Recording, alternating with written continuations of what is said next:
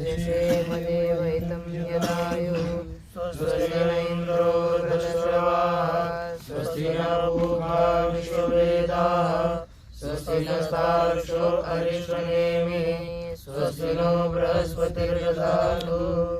ओम शांति शांति शांति। श्री भगवान पांडुरंग परमात्मा, श्री ज्ञानवर जगद्गुरु तुकाराम महाराज, श्री संत एकनाथ महाराज, आदि गुरु शंकराचार्य इत्यादि सब संतों के अलौकिक हेतु की अकारण करने इसी कृपा से मांडुक्य उपनिषद के विचार में हम लोग प्रवृत्त हुए। यह मांडुक्य उपनिषद 4 प्रकरण का है। इस प्रकरण में अब यहाँ पर 4 प्रकरण बताए गए और प्रत्येक प्रकरण में क्या क्या विषय बताया जा रहा है उसका अंतिम में निर्णय किया कि ओंकार के निर्णय के लिए प्रथम प्रकरण यह आगम प्रधान है। यह आत्म तत्व के ज्ञान का उपाय रूप पहला प्रकरण, इसमें ओंकार का निर्णय होगा और आत्म तत्व के ज्ञान का उपायभूत यह प्रकरण है। द्वितीय प्रकरण में द्वैत का उपशम और अद्वैत प्रतिपत्ति इसमें बताने के लिए यह प्रकरण दिया। इसलिए जैसे यह संपूर्ण प्रपंच की निवृत्ति हो और परमात्मा ज्ञान हो, जैसे रज्जु में प्रतीत होने वाले सर्पादियों की निवृत्ति होने पर रज्जु का वास्तविक ज्ञान होता है, उसी तरह इस प्रपंच की निवृत्ति होने पर ही आत्म तत्व का वास्तविक ज्ञान होगा। इसलिए उस द्वैत को मिथ्या बताने के लिए दूसरा वैतथ्य प्रकरण प्रारंभ हुआ। उसके पश्चात जो तृतीय प्रकरण है अद्वैत। अब देखो, द्वैत सब मिथ्या है, ये प्राप्त होने पर अद्वैत भी मिथ्या है क्या? यह जिसकी प्राप्ति होने पर युक्ति से अद्वैत का सत्यत्व बताने के लिए तीसरा प्रकरण आया, जो जिसमें यहाँ पर परमात्मा का अद्वैत तत्व का सत्यत्व बताया गया है। इसलिए अद्वैताख्य यह प्रकरण आया, अद्वैत प्रकरण। उसके पश्चात अंतिम प्रकरण है आलात शांति प्रकरण। इसमें अद्वैत का वास्तविकत्व और ये बताने के लिए और अन्य सब जो वादी है ना, उनको अवैध, सब अन्य वादी अवैधिक है इत्यादि, उनका परस्पर विरोध होने से उनके खंडन के लिए, निराकरण के लिए उपपत्तियों के द्वारा, इसमें उपपत्ति प्रधान ऐसा चौथा वैतथ्य प्रकरण प्रारंभ किया जाएगा। अर्थात ये 4 प्रकरण 4 प्रयोजनों के लिए आरंभ किए गए। अब इसमें पहले प्रकरण में क्या बताया कि यह प्रकरण ओंकार के निर्णय के लिए प्रथम प्रकरण है, आगम प्रधान है और आत्म तत्व के ज्ञान का उपाय रूप यह प्रकरण है। यह प्रकरण ऐसा बताने के बाद शंकादिक होते हैं कि टीका में देखिए, ओंकार निर्णय द्वारेण आत्म प्रतिपत्त्युपाय भूतम आद्यम प्रकरणम इति उक्तम। पहले प्रकरणों के निर्णय के प्रसंग में ओंकार के निर्णय के द्वारा आत्म प्रतिपत्ति आत्मज्ञान का उपाय रूप आद्यम प्रकरणम प्रथम प्रकरण है यह बताया। यानी पहला प्रकरण ये आत्मज्ञान का उपाय रूप है यह निर्णय किया गया। तन्निर्णयस्य तद्धि हेतुत्वायोगात् न खलु अर्थान्तरज्ञानम् अर्थान्तरज्ञाने व्याप्तिमन्तरेण उपयुज्यते। कहते हैं कि तन्निर्णयस्य अर्थात ओंकार निर्णयस्य तत्पदम ओंकार परक, यानी ओंकार का निर्णय यह तद्धि हेतुत्वायोगात्। पूर्व पक्षी कहता है, ये शंका पूर्व पक्ष की है, यह अपने आत्मज्ञान का उपाय रूप यह प्रकरण है ये तो बताया, लेकिन तन्निर्णयस्य ओंकार निर्णयस्य आत्मज्ञान हेतुत्वायोगात्, यह ओंकार का निर्णय आत्मज्ञान के हेतु नहीं बन सकता, हेतु तो उसमें अयोग्य है। इसलिए आत्मज्ञान हेतुत्व इसमें न होने से क्योंकि ये आत्मज्ञान का हेतु नहीं हो सकता। क्यों? न खलु अर्थांतर ज्ञानम अर्थांतर ज्ञाने व्याप्तिमंतरेण उपयुज्यते। कहते हैं कि अर्थांतर ज्ञान, समझो दो पदार्थ है घट और पट, इन दो पदार्थों में एक अर्थ का ज्ञान, अर्थांतर घट की अपेक्षा से अन्य अर्थ हो जाएगा पट। यहाँ पर अर्थ अंतर शब्द का अर्थ है भिन्न, अन्य अर्थ अर्थांतर, दूसरा अर्थ उसे अर्थांतर कहते हैं। अब अर्थांतर ज्ञाने अर्थांतर ज्ञानम न उपयुज्यते। जैसे दूसरे पदार्थ का ज्ञान अन्य दूसरे पदार्थ के ज्ञान में उपयुक्त नहीं होता, अर्थात जिसका ज्ञान होगा वो उसके ज्ञान में उपयुक्त होगा।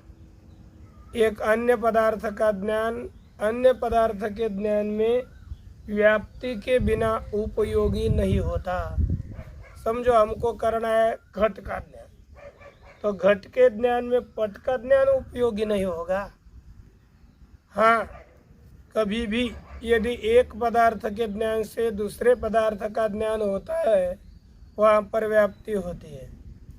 एक धूम और अग्नि, ये दोनों भी अलग अलग पदार्थ है, लेकिन इन दोनों में व्याप्ति है। इसलिए धूम ज्ञान से वन्य का ज्ञान होता है।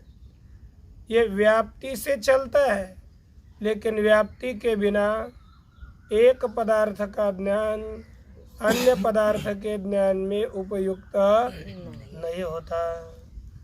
अर्थांतर ज्ञानम अर्थांतर ज्ञाने न उपयुक्तम न उपयुज्यते न च अत्र धूमाग्न्योरिव व्याप्ति रूप लभ्यते। और इसके विषय में जैसे यहाँ पर दो पदार्थ है, एक ओंकार ज्ञान और दूसरा आत्मज्ञान, ये दो ज्ञान है। तो इन दोनों में व्याप्ति के बिना धूम के ज्ञान से, यहाँ पर इतना बताया कि धूम का ज्ञान आत्मज्ञान में कारण है, तो यह धूम का ज्ञान आत्मज्ञान का कारण नहीं हो सकता, यह पूर्व पक्ष का कहना है।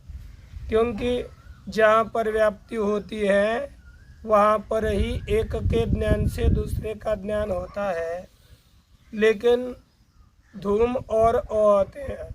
जैसे धूम और अग्नि में व्याप्ति की उपलब्धि होती है, तद्वत ओंकार और आत्मा इन दोनों में व्याप्ति की उपलब्धि नहीं होती। अत्र अर्थात ओंकारात्मनु, किसमें? ओंकार और आत्मा इन दोनों में धूमाग्निरिव व्याप्ति न उपलब्ध है। धूम और अग्नि की तरह व्याप्ति उपलब्ध नहीं होती है। न च आत्म का, अब कोई बोलेगा नहीं नहीं इनमें व्याप्ति उपलब्ध होगी, क्योंकि ये जैसे धूम अग्नि का कार्य है, तद्वत आत्मा का भी ओंकार कार्य है। इसलिए धूम रूपी कार्य से अग्नि की जैसे अनुमिति होती है, तद्वत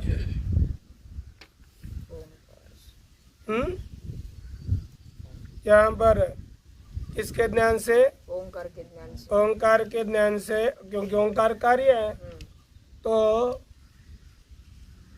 उसका कारण आत्मा, उसका ज्ञान अवश्य होगा ही होगा। तो कहते हैं नहीं, यदि ओंकार आत्मा का कार्य है तो आकाश आदि भी आत्मा के ही तो कार्य है। इसलिए कहा कि आकाशादे र विशेषात, आकाश आदियों में सामान्य है, समान है। आकाश और ओंकार इन दोनों में साम्यता है। आकाशादे अविशेषात, तस्य च अर्थात तस्य च सर्वात्मत्वेन आत्मवत् तत्कार्यत्व व्याघातात् इति मन्वानः सन् प्रथम प्रकरणार्थम प्रागुक्तम आक्षेपते। तस्य च सर्वात्मत्वेन, कौन? तस्य च अर्थात ओंकारस्य च, वह ओंकार सर्वात्मा होने से, जैसे आत्मा सर्वात्म रूप है, उसी तरह ओंकार भी सर्वात्म रूप होने से आत्मा सर्वात्मा है। सर्वात्मा जो सबका आत्मा है वह कार्य नहीं होता। उसी तरह आत्मा भी सर्वात्मा है, इसलिए वह भी कार्य नहीं होगा। तस्य च सर्वात्मत्वेन आत्मवत् कार्यत्व व्याघातात्, आत्मा की तरह उसमें कार्यत्व का व्याघात है। अर्थात आत्मा कार्य जैसा सर्वात्मा होने के कारण नहीं होता, वैसे ओंकार भी कार्य नहीं होगा। इति मनवाना, ऐसे मानने वाला प्रथम प्रकरणार्थम प्रागुक्तम आक्षेपते, पहले जो प्रकरण का अर्थ बताया था है ना, प्रथम प्रकरण का जो अर्थ बताया था उसी के विषय में यहाँ पर आक्षेप करते हैं। कथम पुनः ओंकार निर्णय आत्मतत्व प्रतिपत्त्युपाय त्वं प्रतिपद्यत इति, ओंकार का निर्णय आत्म तत्व के प्रतिपत्त्युपायत्वम, आत्म तत्व के ज्ञान के उपायत्व को कैसे प्राप्त होता है? अर्थात ओंकार का निर्णय आत्म तत्व के ज्ञान का उपाय कैसे है? आत्म तत्व के ज्ञान का उपाय वह है कैसे? इसी का यहाँ पर आगे उत्तर देते हैं। कथन करते हैं कि कथम, ये कैसे है? उच्चते, हम उसका उत्तर देते हैं।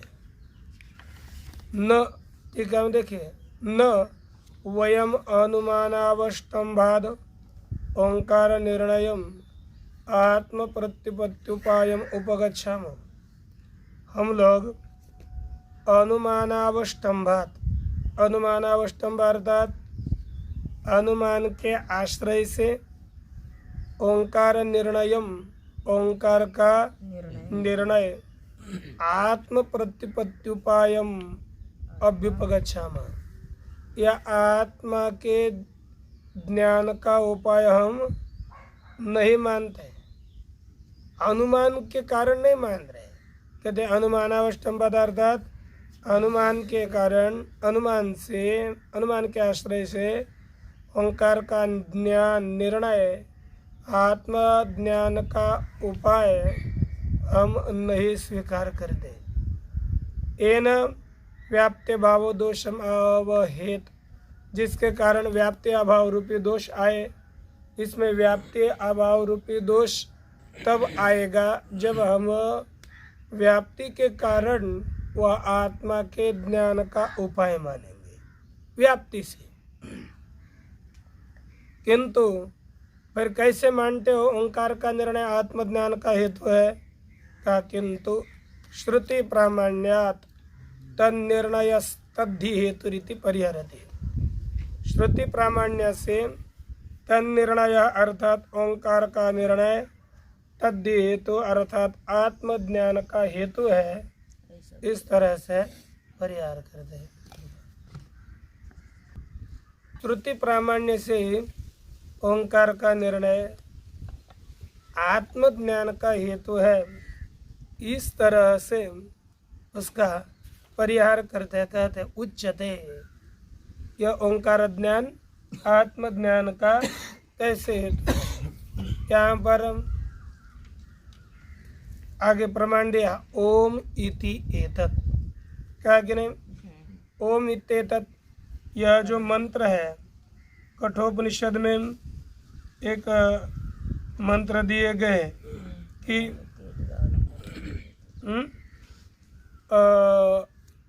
ओम इत्येतत्, यह अंतिम मंत्र का टोक है। ये अंतिम दिया कि वैसे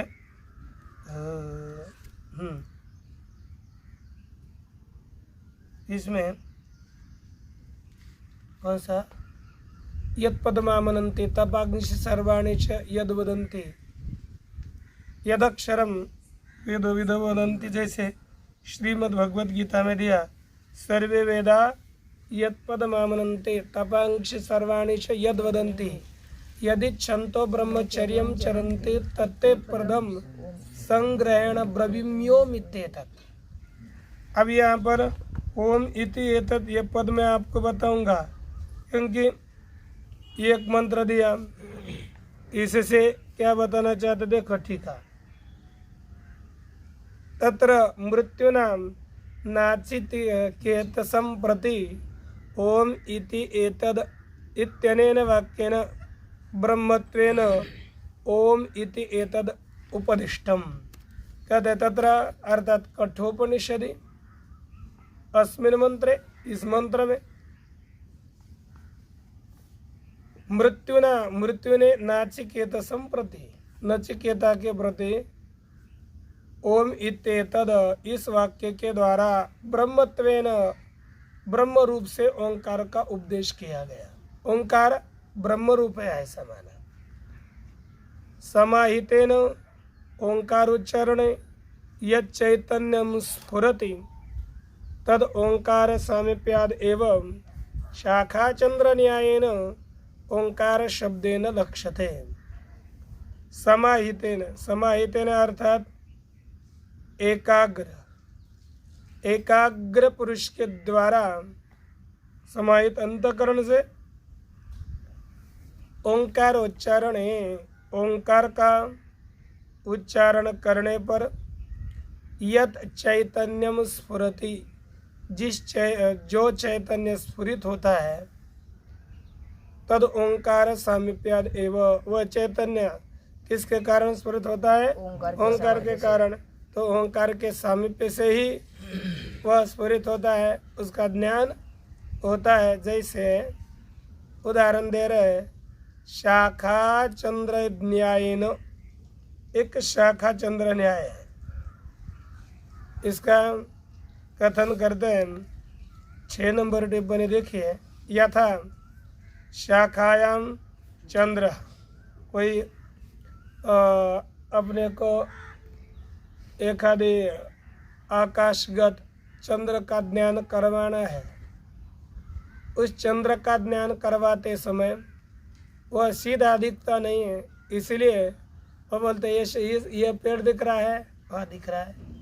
उस पेड़ की ओर डाली शाखा दिखती है, ठीक उसके ऊपर चंद्र है। तो यह जैसे पाड़व्याची चंद्र रेखा निरुति दावावया शाखा, अर्थात पाड़वा प्रतिपद की चंद्र की रेखा दिखानी है तो यहाँ जिस तरह से वह शाखा का आश्रय करके वह चंद्र की रेखा दिखाई जाती है, तद्वत यहाँ पर भी समझना है। आगे कहते हैं कि शाखा यथा शाखायाम चंद्र इत्यस्य शाखा समीपवर्तित्वोपलक्षित आकाशे चंद्र, अर्थात शाखा के समीपवर्ती उससे स्थान तदुपलक्षित आकाश में चंद्र है, यह अर्थ है। तद्वत स्वसमीपत्व रूपेण उपलक्षण भूतेन ओंकार शब्देन, स्वसमीपत्व रूप जो उपलक्षण ओंकार है, उस ओंकार के द्वारा ही ओंकार सामीप्यम ही चैतन्य समीपवर्त्योंकार एवं, यदि ध्यान देना टिप्पणी में। अब कहते हैं कि ओंकार इसमें चैतन्य में क्या निर्धारित होता है? ओंकार का सामीप्य। चैतन्य ओंकार से समीप है, अर्थात समीपवर्ती ओंकार चैतन्य के, जैसे वह शाखा के समीप चंद्र है, उसी तरह यहाँ पर ओंकार के समीप आत्म तत्व है, चैतन्य है, यह यहाँ पर ज्ञात होता है। इससे कहा कि शाखा चंद्र न्याय से ओंकार शब्देन लक्ष्यते, कहा ओंकार शब्द के द्वारा वह चैतन्य लक्षित होता है। तेन अर्थात ओंकारोच्चारे चैतन्यम लक्ष्यते तेन कारणेन, ओंकार का उच्चारण करेंगे तो कौन लक्षित होता है? चैतन्य लक्षित होता है। उसी के कारण लक्षण योंकार निर्णयो ब्रह्मधि हेतु, कैसे? लक्षणया, साक्षात नहीं, लक्षणा से ओंकार का ज्ञान ब्रह्म ज्ञान का हेतु है। इस विवक्षा से प्रथम श्रुति बताई कि यह सर्वे वेदा यत् पदमामनन्ते तपांश सर्वाणि च यद्वदन्ति यदिच्छन्तो ब्रह्मचर्यं चरन्ति तत्ते पदम संग्रहेण ब्रवीम्योमित्येतत्, यह मंत्र दिया। दूसरा मंत्र क्यों दिया? तो कहते प्रतिमायाम विष्णु बुद्धिवत ओंकारो ब्रह्म बुद्ध्या उपास्यमानः ब्रह्म प्रतिपत्त्युपायो भवति। क्योंकि जैसे प्रतिमा में हम, जैसे शालग्राम है, शालग्राम में एक आदि प्रतिमा हो तो वह साक्षात विष्णु तो नहीं है, उसका प्रतीक है। उनमें जैसे प्रतिमा में ओंकार बुद्धि कहते हैं, विष्णु बुद्धि करते हैं और उसे विष्णु ही समझते हैं, है ना? इधर आना। ओंकार का निर्णय ओंकार उसमें हो गया, क्योंकि जैसे प्रतिमा में विष्णु बुद्धि करते हैं, उसी तरह यहाँ पर क्या होगी? विष्णु बुद्धि, है ना? जैसे कि उसी तरह ओंकार में कौन सी बुद्धि करते हैं? ब्रह्म बुद्धि। जैसे प्रतिमा में विष्णु बुद्धि, शालग्राम में विष्णु बुद्धि, उसी तरह ओंकार में चैतन्य ब्रह्म बुद्धि, ब्रह्म बुद्धि करने से, जैसे अब शालग्राम की पूजा करने से विष्णु जी की प्राप्ति होती है, उसी तरह ओंकार में ब्रह्म बुद्धि करने से उस ओंकार से ब्रह्म की प्राप्ति होगी। इसीलिए उस तरह कहते कि विष्णु बुद्धि प्रतिमायाम विष्णु बुद्धिवत, समझ में आया ना। ओंकारो ब्रह्म बुद्धिया उपास्यमान, अन्वय करना है, ब्रह्म बुद्धिया उपास्यमान ओंकार, ब्रह्म बुद्धि से उपासना किया जाने वाला ओंकार ब्रह्म प्रतिपत्त्युपायो भवति, ब्रह्म के प्रतिपत्ति अर्थात ज्ञान का ओंकार ब्रह्म के ज्ञान का उपाय होता है। इस तरह से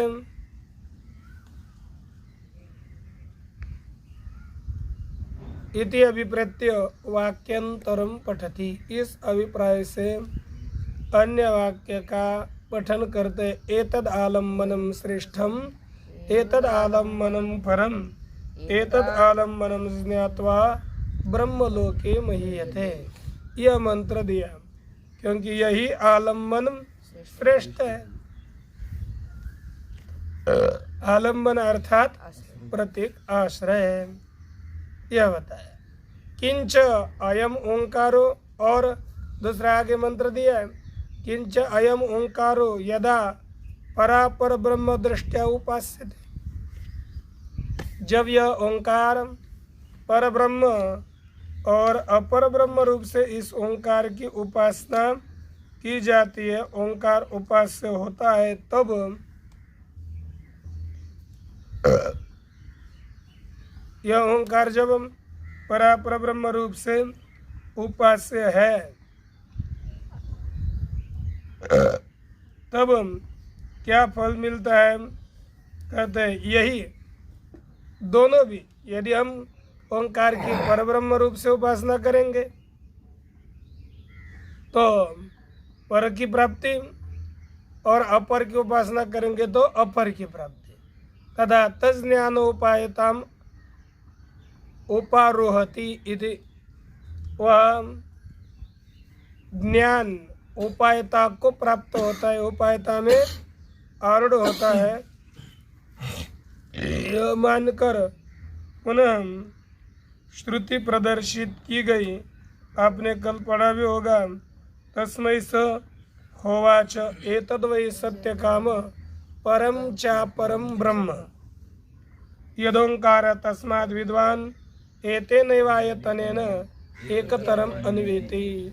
यह कल आपको पंचम प्रश्न वल्ली भी चतुर्थ प्रश्न कल कंठस्थ करके आना। अब ये उपायता को, यह पंचम वल्ली प्रश्नोपनिषद के पंचम वल्ली का द्वितीय मंत्र है, पंचम प्रश्न है। अच्छा, द्वितीय प्रश्न है। अब यहाँ पर द्वितीय मंत्र है पंचमी से। अब यहाँ पर कहते कि एतद् वै सत्य काम इत्यादि, किंच, और प्रत्येक मंत्र का कथन करते, किंच समाधिनिष्ठो यदा ओम इति उच्चार्य आत्मानं अनुसंधत्ति, समाधिनिष्ठ जो पुरुष है ओंकार का उच्चारण करके आत्मा का अनुसंधान करता है, तब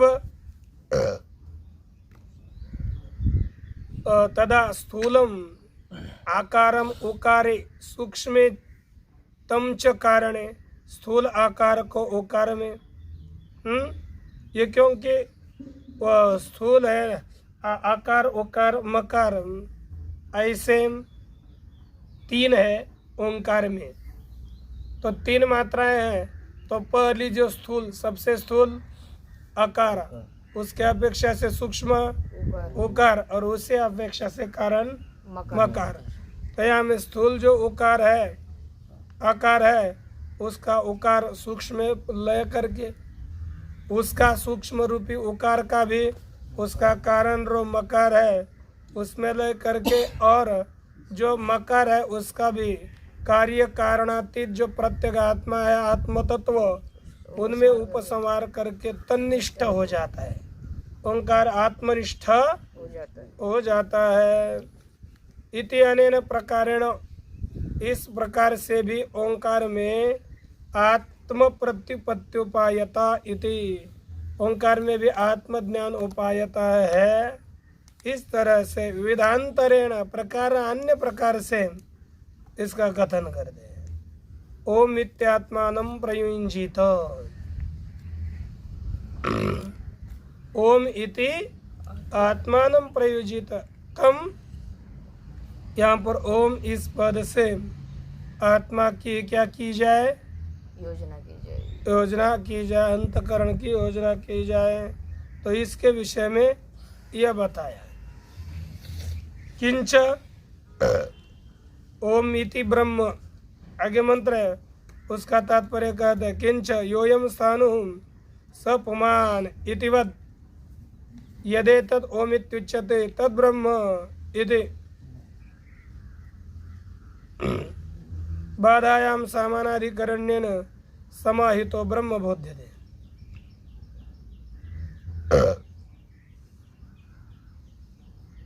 जैसे हमको एखादी बार एखादा पुरुष होता है ना, वही पुरुष होता है, उसमें स्थानुत्व बुद्धि होती है और कभी स्थानु में पुरुषत्व बुद्धि होती है। अगर यो यम स्थानु, जो यह स्थानु है वही पुरुष है, दूसरा कोई नहीं। यहाँ पर यदेतत् ओम इति उच्यते, जो ओम बताया जाता है वही कौन है, ब्रह्म। जैसे स्थानु था, जो स्थानु कहा जाता है आगे ठूंठ खोड़, वह कौन है, पुरुष ही है। उसी तरह जो यह पुरुष कहा जाता है यही ओंकार है, जो ओम कहा जाता है ना वही ब्रह्म है। इस तरह बाधायाम सामानाधिकरण्येन समाहितो ब्रह्म बुध्यते, बाध सामानाधिकरण्य से ब्रह्म को एकाग्र पुरुष जान लेता है। बाध सामानाधिकरण्य पता है? दो है, एक मुख्य सामानाधिकरण्य और दूसरा है बाध सामानाधिकरण्य। दृष्टांत पूर्वक समझ लेना, सिद्धांत का ज्ञान होना चाहिए। कभी भी आदमी को टाइट बैठना चाहिए, पेट को टाइट नहीं करना चाहिए, पीठ को करना चाहिए, है ना। तो यहाँ पर एक कहा कि एक बाध सामानाधिकरण्य और दूसरा मुख्य सामानाधिकरण्य। मुख्य सामानाधिकरण्य। अब ये बाध सामानाधिकरण्य कहाँ है? इस बाध सामानाधिकरण्य का जैसे विचार ये आपके आगे भी दिया हुआ है, अथवा समझ लो रज्जु में सर्प की प्रतीति होती है। हम रज्जु सर्प रूप ही है कब समझते हैं कि सर्प ही रज्जु रूप है? कब समझते हैं? जब सर्प का बाध होगा तब। बाध सामानाधिकरण्य अर्थात ऐक्य। और अब सर्प रज्जु का ऐक्य कब सिद्ध होता है? सर्प का बाध होने से सर्प का रज्जु के साथ ऐक्य सिद्ध होता है ना। सर्प रज्जु ये कब? जब सर्प का बाध होगा। स्थाणु पुरुष ही है कब? स्थाणु का बाध होगा। यहाँ पर उल्टा दिए, अयम पुमान स्थाणुरेव नहीं, वो स्थाणु पुरुष है पुमान एव, म्हणजे पुरुष में स्थानुत्व की प्रतीति हुई। तो अब यदि स्थानु का बाध होगा तो किम रूप सिद्ध होगा? पुरुषात्मक ही स्थानु सिद्ध होता है, अर्थात पुरुष ही है, यह निर्णय होता है ना। ये बाद समानाधिकरण है और मुख्य समानाधिकरण है। दोनों पदार्थों में किसी के ऊपर भी मिथ्या दृष्टि न करना और दोनों का ऐक्य होना, ये मुख्य समानाधिकरण है। जैसे एक जीव साक्षी और ब्रह्म साक्षी, ईश्वर साक्षी, ये दोनों की एकता है। इस समानाधिकरण से, मुख्य समानाधिकरण से, क्योंकि जो आत्म कौन है, जीव साक्षी, वो चैतन्य ही है और ईश्वर साक्षी भी चैतन्य ही है। दोनों में किसी तरह का भेद नहीं है। जीव साक्षी है वही ईश्वर साक्षी है, तो इन दोनों का अभेद सिद्ध करते समय किसी का भी बाध करने की आवश्यकता नहीं है। दोनों अबाधित रहते हुए दोनों का ऐक्य सिद्ध होता है, इसलिए इन्हें यहाँ पर मुख्य समानाधिकरण्य कहते हैं। प्रस्तुत में बाद समानाधिकरण्य के द्वारा समाहित होकर हुआ मनुष्य ब्रह्म को समझ लेता है। तथा च युक्तम ओंकारस्य ब्रह्म ज्ञान हेतुत्वम, इस तरह ओंकार ब्रह्म ज्ञान का हेतु है, ये युक्ति युक्त है। तीसरा ओम इति ब्रह्म, ओंकार एव इदम सर्वम, किंच और सर्वास्पदत्वात् ओंकारस्य ब्रह्मणश्च तथात्वात्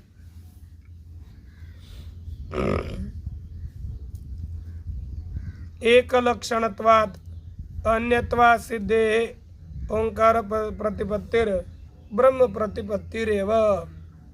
तद सर्वास्पदत्वात् ओंकार से, ओंकार कैसा है, सबका आस्पद है, सबका आश्रय है, इसलिए ब्रह्मणश्च तथात्वात्, ब्रह्म भी सबका आस्पद ही है।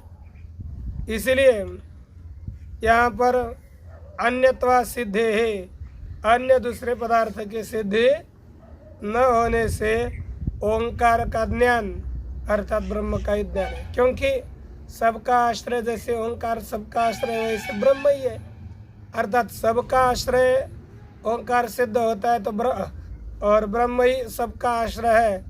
और सबका आश्रय मानोगे तो अर्थात ये एक ही चीज है, अलग अलग एक चीज सबका, दो चीज सबका आश्रय नहीं हो सकती है ना। इसलिए ओंकार ही ब्रह्म ही है, ओंकार का ज्ञान ब्रह्म ज्ञान ही है। इस तरह से बताया ओंकार एव इदम सर्वम, ओंकार यह सब कुछ है। और टीका में लिखते ओम इति इदम सर्वम इत्यादि वाक्यांतर संग्रहार्थम आदि पदम इत्यादि श्रुतिभ्य, अर्थात ओम इति पदम दिया है कि नहीं, ओम इति इदम सर्वम इत्यादि जो अन्य वाक्य है उनके संग्रह के लिए आदि पद दिया गया है।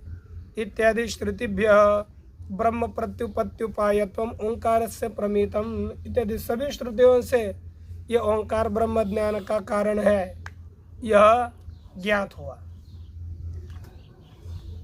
अब यहाँ पर आगे पुनः शंका अधिक महाराज, ननु स्वानुगत प्रतिभा से सन्मात्रे चिदात्मनि, अपने में अनुगत जो चिदाभास सन्मात्र चिदात्मा है उसमें प्राणादि विकल्प से कल्पितत्वात्, इसमें प्राणादि विकल्प कल्पित होने से आत्मन सर्वास्पदत्वम, आत्मा सबका आस्पद है। न पुनरोंकार से तदस्ति ओंकार में सर्वात्मत्व संभव नहीं है, क्योंकि प्राण इत्यादि जिसमें कल्पित है, प्राण इत्यादि जिसमें अनुगत है, ऐसा वही सबका आश्रय है। लेकिन ओंकार में प्राण इत्यादि प्रविष्ट नहीं है, इसलिए ओंकार सबका आश्रय नहीं हो सकता। तो उसमें उत्तर देते हैं रज्वादिरिव सर्पादि विकल्पस्य आस्पदो अद्वय आत्मा परमार्थतः सन् प्राणादि विकल्पस्य आस्पदः यथा तथा सर्वोपि वाक् प्रपंचः प्राणाद्यात्म विकल्प विषय ओंकार एव। कहता है देखिए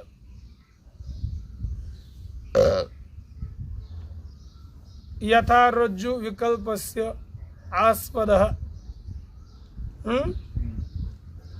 जैसे रज्जु ये विकल्प का आश्रय है। विकल्प क्या कौन सा? सर्प रूपी विकल्प है कि नहीं? रज्वादि सर्पादि विकल्पस्य आस्पदः, जैसे सर्पादि विकल्प का आश्रय रज्वादिक है। उसी तरह अद्वय आत्मा परमार्थतः सन प्राणादि विकल्प से आस्पद है। और जैसे कि प्राणादि विकल्प, ये जो प्राणादि पदार्थ उत्पत्ति होते हैं और फिर प्रश्नोपनिषद में षोडश कलाएं पढ़ी कि नहीं? सब प्राणम असृजत हो, है कि नहीं? तो उसने प्राण को उत्पत्ति किया। ये जो प्राणादि विकल्प है उन सभी प्राणादि विकल्पों का आश्रय आत्मा है। पारमार्थिक सत, परमार्थ सन आत्मा, पारमार्थिक सत आत्मा ही प्राणादि विकल्पों का आश्रय है। ये जैसे तथा सर्वोपि वाक् प्रपंच, सभी वाक् प्रपंच प्राणाद्यात्म विकल्प विषय ओंकार एव। प्राणादि आत्म विषय है ना, प्राणादि आत्म विकल्प इनका विषय ओंकार ही है। सभी वाक् प्रपंच ओंकार है।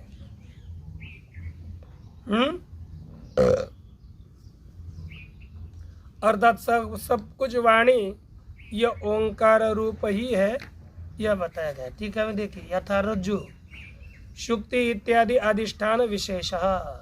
रज्जु शुक्ति इत्यादि क्या है? अर्थात रज्जु शुक्ति इत्यादि अधिष्ठान विषय। सर्प रजतम इत्यादि विकल्प, तो ये इस विकल्प का आश्रय सर्प रजत इत्यादि विकल्प का आस्पद कौन हो गया? रज्जु और शुक्ति इत्यादि स्वीकारा गया है। तथा उस ये दृष्टांत है दोनों में। आत्मा आत्मा अद्वयत्वात्, आत्मा कैसा है? अद्वितीय। मिथ्यात्व हेतु भावात, आत्मा में कोई मिथ्यात्व के हेतु संभव नहीं है। इसलिए परमार्थ सत स्वभाव जो आत्मा है वह वक्षमाण प्राणादि विकल्प से आस्पद है। आगे बताए जाने वाले प्राणादि विकल्प का यही आत्मा आश्रय है। यथा एष दृष्टांत, जिस रीति से यह दृष्टांत है तथैव प्राणादि आत्म विकल्पो यह तद विषय। प्राणादि जो आत्मा के विकल्प है उसका विषय कौन है? तद विषय, तद विषय सर्व वाक् प्रपंच। सभी वाक् प्रपंच किसको विषय करता है? प्राणादि आत्मा के विकल्पों को विषय करता है। यक्ता ओंकार मात्रात्मक, जैसे ओंकार मात्र रूप तद आस्पदो गम्यते। यह संपूर्ण वाक्य ओंकार में सबका आश्रय क्या ज्ञात होता है? ओंकार। न च, अब कोई बोलेगा महाराज ओंकार में तो जगत में तो ओंकार प्रविष्ट ही नहीं है, तो ओंकार को कैसे सब जगत का आस्पद आश्रय मानोगे? तो कहते न च जगत ओंकार से अननुगम, ओंकार में जगत का अनुगम नहीं है, ऐसी बात नहीं है। अर्थात ओंकार जगत में प्रविष्ट नहीं है ऐसा मत कहिए, क्योंकि ओंकारेण सर्वा वाक् संतृण्णा इति श्रुते है। ओंकार के द्वारा ही सभी वाणी आच्छादित की गई है। ऐसा श्रुति प्रमाण है। अतः युक्तम ओंकार से सर्वास्पदत्वम, इसलिए सिद्ध हो गया कि ओंकार सभी का आश्रय है। अब यहाँ पर शंका होने लगी, महाराज तो दो आश्रय हो गए जगत के, एक ब्रह्म आश्रय, सभी पदार्थों का आश्रय होने से है ना आत्मा आश्रय है, और सभी ओंकार सबका ओंकार भी आश्रय। इस तरह आश्रय दो, जगत के दो आश्रय प्राप्त हुए। तो उत्तर देते सच नहीं, ऐसा भेद नहीं है। सच आत्म स्वरूपमेव सह, अर्थात सह ओंकार, वह ओंकार आत्म स्वरूप ही है। क्यों? तद अभिधायकत्वात्, यह आत्म स्वरूपाभिधायकत्वात्, आत्मा का प्रतिपादन करने वाला कौन है? ओंकार इसलिए ओंकार क्या, वह ओंकार किम स्वरूप हो गया? आत्मस्वरूप। आत्मस्वरूप। ओ अब देखो सब जगत ओंकार रूप बताने जा रहे हैं। कहते कि ओंकार विकार शब्दाभिधेयश्च सर्व प्राणादि, ओंकार का विकार कौन हो गए? सब जगत के शब्द। देखो ओंकार विकार शब्द जागतिक सभी शब्द, उस शब्द का अभिधेय कौन है? सर्व प्राणादि, शब्द का विषय है सभी प्रकार के प्राण इत्यादि। इसलिए सभी ओंकार शब्द का अभिधेय पदार्थ है, इसलिए प्राणादि आत्मविकल्प अभिधान व्यतिरेकेन नास्ति। कोई भी सभी विकल्प संपूर्ण जगत प्रक्रिया वो अपने नाम से अतिरिक्त नहीं होते। एक अर्थात ये सभी नाम अभिन्न है, नाम से अतिरिक्त नहीं है। देखो कैसे कहते टीका में,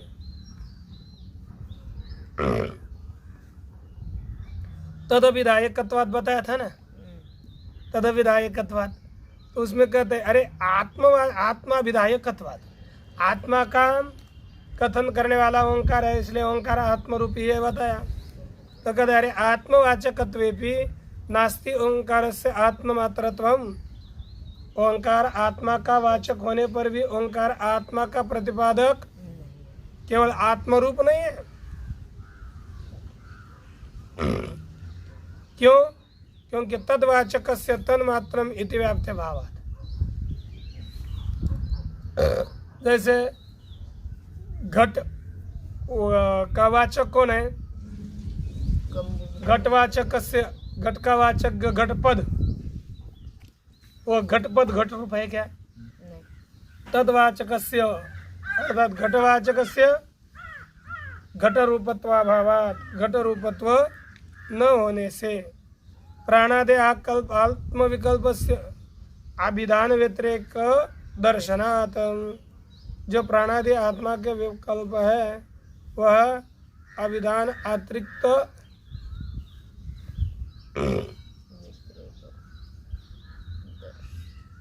व्यतिरेक दर्शनात्, उनमें भेद दिखा जाने से है कि नहीं। इसलिए यह सभी या आत्मा वाचक होगा तो भी यह अन्य रूप पदार्थ रूप नहीं हो सकता।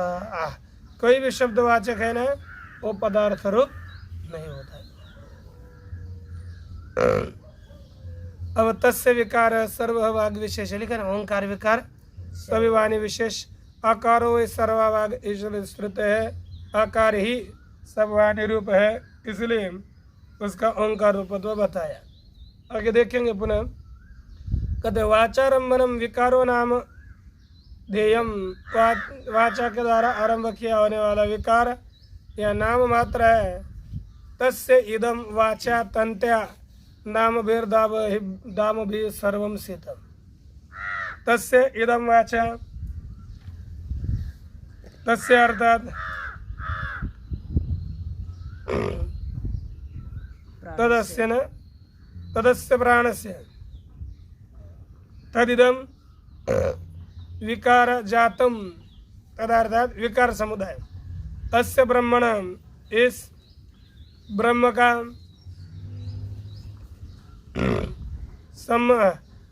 संबंधी, ब्रह्म के संबंधी जो वाणी है, उस वाणी के द्वारा नाम के माध्यम से और दाम के माध्यम से सबको बांधा गया।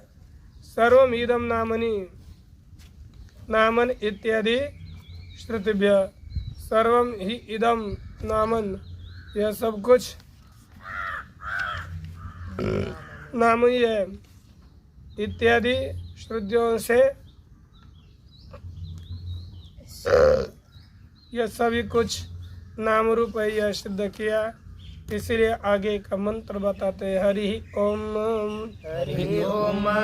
ओम इत्येतदक्षरमिदं ओम इत्येतदक्षरमिदं सर्वं तस्योपव्याख्यानं सर्वं तस्योपव्याख्यानं भूतं भवद्भविष्यदिति भूतं भवद्भविष्यदिति सर्वमोङ्कार एव सर्वमोङ्कार एव यच्चान्यत्रिकालातीतं यच्चान्यत्रिकालातीतं तदप्योङ्कार एव तदप्योङ्कार एव। ओम पूर्णमदः पूर्णमिदं पूर्णात् पूर्णमुदच्यते पूर्णस्य पूर्णमादाय पूर्णमेवावशिष्यते। ओम शांति शांति शांति।